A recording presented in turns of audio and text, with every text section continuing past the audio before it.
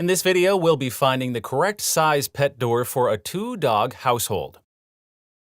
Carla is 8 pounds and 10 inches tall, while Mike is 65 pounds and 24 inches tall at the withers.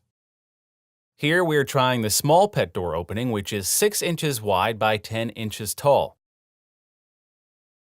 As you can see, Carla goes through this opening easily. If we were buying for just her, the small pet door would be a good choice. However, this is much too small for the bigger dog, Mike. Now we are trying the medium door with both Carla and Mike. Carla goes through the door with ease, but Mike finds it a little challenging. He bumps his back and has to do some squeezing. In some cases, this can be addressed by simply raising the mounting height of the door. However, it's always safer to err on the side of being bigger than necessary rather than smaller, so we are going to try the large pet door.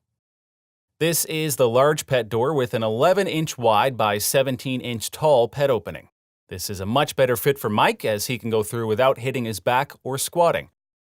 Carla can also go through, but she has to do a little bit of jumping, which is not recommended.